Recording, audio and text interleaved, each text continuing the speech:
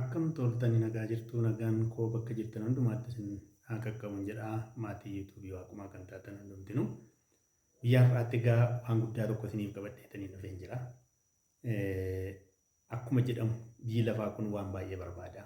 Biyyi lafaa kun waan guddaa yookiis immoo namni yeroodhaa gara yerootti waan haaraa tokko barbaada. Kana argachuuf hin dhama'aa garuu argatee bira ga'uu hin danda'u jechuudha. Har'a waan haaraatiin kan isin dhufee jiru namni lafa kanarratti akkamitti gammachuu argata kan jedhudha. Gammachuu namni akkamittiin argatee yookiis bara isaa guutuu jiraachuu danda'a. Yeroo baay'ee feesbuukii irratti otoo ilaaltanii gammachuu argachuu kan jedhullee otoo galtanii feesbuukii irratti argitanii gara miliyoona 7 ol kan ta'utti namoonni baay'een gammachuu argachuun barbaada kan jedhan gaaffii gaafatu. Warri abbootii amantii kan ta'an immoo akka amantii isaaniitti gammachuun kan argamu nagaan kan argamu waaqayyoon kadhachuudhaanidha jedhan dhugumadha. Warri hafuuratti cimoota ta'an namoonni baay'een isaanii nagaa kan argatan keessi isaanii gammachuu kan hin argatu dhuguma hafuuratti yookiis sagalee waaqayyoo karaa musliimaas haa ta'u karaa kiristiyaanaatiin akkaataa amantii isaaniitti cimaniiti yoo argatanidha jechaadha. Kanaatiif achiin argama jedhaniitu yaadu. Har'a immoo biyya lafaa kanarratti umuriin keenya baay'ee xiqqoo dhiphinni keenya yookiis cinqiin keenya baay'ee bal'aa ta'etu argama jechaadha. Kan waggaa 30-40 jiraannuuf jenneet kan waggaa 70 kan waggaa 100 immoo cinqamna jechaadha. Cinqamneetu argamna jechuudha. Kanaatiif maaltu nu cinqa? Akka nuti hin cinqamneef immoo nagaa argannee gammachuu argannee akka nuti jiraannuutiif maal gochuu qabnaadha. Waan gabaabaa tokko isinitti himu. Inni kan biraan kaayyoon viidiyoo kana egaa waan kana isinitti ibsa jechuudha. Kanaatiif hanga dhumaatti akka nu dhaggeeffattani warri immoo warruma haaraa kan taatan immoo saabskraayib gochuudhaan gara fuuldaatti ergaaleen adda addaa akka isin qaqqabuutiif akka kana nu gootaniitiif kabajaan isin gaafadha jechuudha. Kanaaf maal gochuu qabnaa? Nuti yeroo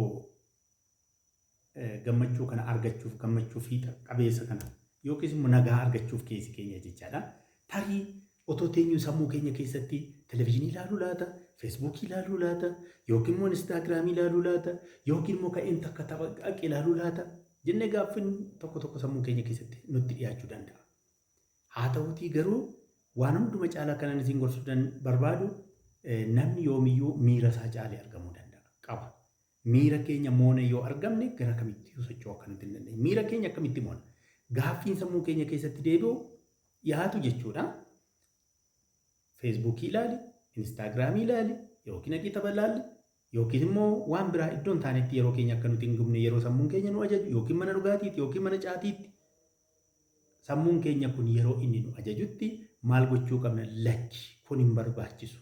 Hangan kana godhu mee hojii bu'aa buusu tokko hojjedheetaniin argama jennee sammuu keenya kana ajajuu qabna jechuudha. Sammuu keenya gara nuti ajajnetti ajajamanuu jechaadha. Yoo gara sammuun keenya nu ajajetti ofii keenya ajajamnee faana yookiin miirri keenya gara inni nu oofetti oofamna yoo taane kufneet argamna nagaatiin argannu jechaadha. Mee fakkeenyaaf fudhanna.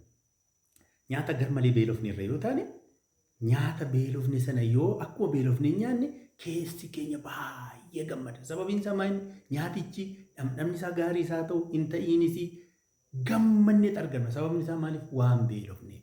Har'a hojii bu'aa qabeessa tokko hojjennee yoo oolle immoo hojjennee dadhabne yeroo itti gallu keessi keenya gammachuu argata.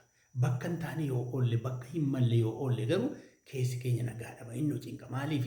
Bakka hin taanetti yeroo keenya dabarsineerra jechaadha. Bakka hin taanetti yeroo keenya gubnee dabarsineerra waan ta'eef jechaadha. Kanaafuu amma nuti nagaa kan nuti argannu tokko inni hangafti amantii qabnutti cimuura qabna jechaadha.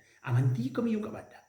Musliimas yoo taate, Pheenxees yoo taate, Ortoodooksiis yoo taate, Waaqeffataas yoo taate amantii keetti cimuun isa hangafaati jechaadha. Waaqayyoon kadhachuu qabda, itti cimuu qabda. Inni lammaffaan garuu yeroo keenya bakka hin taanetti, bakka hin malletti, bakka bu'aa hin buufnetti dabarsuu hin qabnu jechuudha. Yeroo keenya yeroon taa'ee naman eegu obboloota koo taa'ee naman eegu yeroo taa'ee naman eegne kana keessatti yeroo keenya yoo dabarsine ofumaan bara ofirratti lakkoofsisaa deemna jechaadha. Yeroo sana gallee galgalallee yoo ciifnu wayne ani har'a eessan oolee maaliifan akkasitti yeroo koo gubee har'a maaltu na ergatee seexana maaltu na ergachaa oolee jenna gara miirri keenya nu oofetti waan oofamneef jechaadha. Garuu miira keenya to'annee caallee mooneeti yoo argamne hojii bu'aa qabu hojjennee oolla waan taaneef hojii bu'aa qabu kana yoo hojjennee oolle immoo keessi keenyallee nagaa argata. Bakka bu'aa hin qabne bakka gatii hin qabne oolle yoo argamne yeroo keenya bakka hin taanetti dabarsine yoo argamne Garuu keessi keenya yeroo baay'ee nu cinqa, ni cinqamna, nagaa dhabna. Kanaafuu nagaa argachuu yoo barbaanne bakki nuti oollu beekamuu qaba jechuudha. Bakka gaarii ooluu qabna, bakka bu'aa buusu qabu ooluu qabna. Bakka gaarii yoo oolle akka kanaatti illee keessi keenya nagaa argachuu qaba. Guddaa galatoomaa har'aaf asuma irratti nu ga'a jechuudha.